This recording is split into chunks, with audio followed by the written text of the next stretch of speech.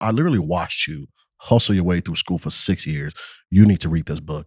And he gave me the book, Rich Dad Poor Dad. I took it offshore with me, and I read it twice in 3 weeks while I was offshore, and I couldn't get off the boat faster. Get me off this boat now. I need to go buy some assets ASAP. And that was the mentality getting into it. And I started getting to buying, hold, and wholesaling at the same time. Yep. And eventually you Google and this crazy guy, Cody, shows up. He showed checks up. the Lamborghinis. Yeah, oh man, I saw this crazy guy's ad with his crazy Lamborghini pulling up to people's properties. And I said, man, listen, I want to be like that guy.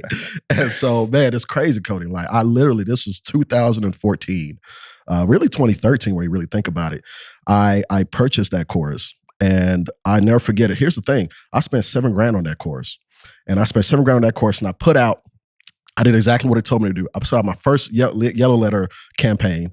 It was actually a postcard campaign. I put it out there, and people were reaching back out to me. And that first campaign that went out, I had a guy who reached out to me in the morning when I got to work. He said, man, I'm interested in selling this property.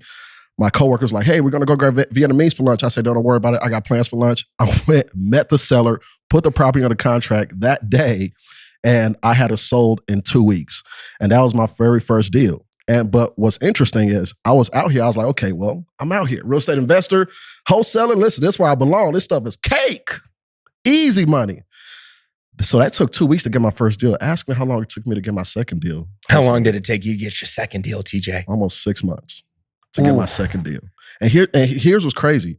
I did the same exact thing to get my first deal. It didn't work. I did another campaign.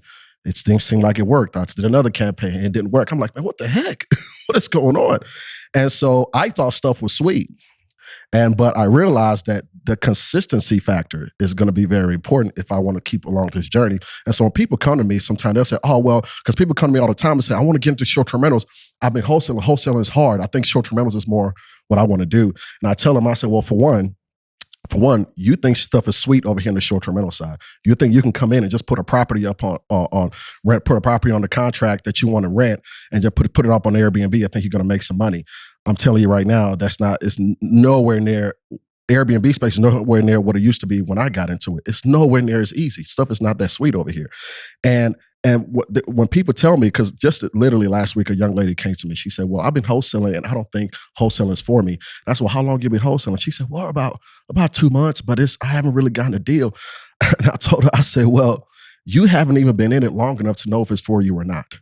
Your consistency, your discipline in the because wholesaling in theory is easy, right? Like you put a property in the contract and you sell the contract. I compare it to running. It's like one foot after the other. But if you tell me, well, TJ, go run a marathon today, I would say, heck no. The same thing with wholesaling. Like it's a challenge. You have to be consistent with it.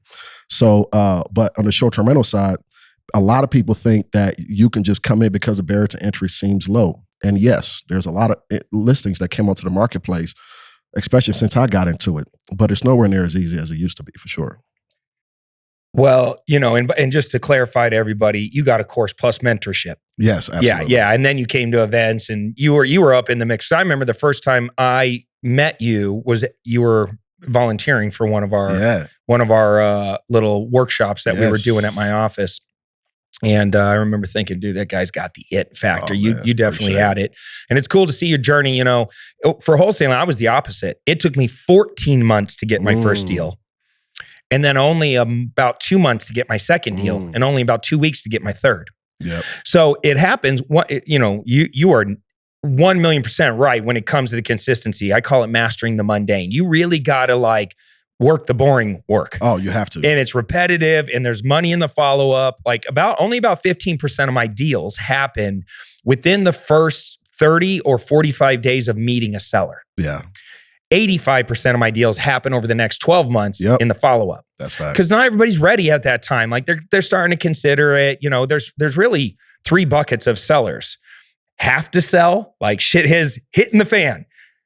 Medical issues, legal issues, divorce, relocation. They're out of money. They're out of runway. Their house sucks. Something's going on where they're in that have to sell bucket. Yeah.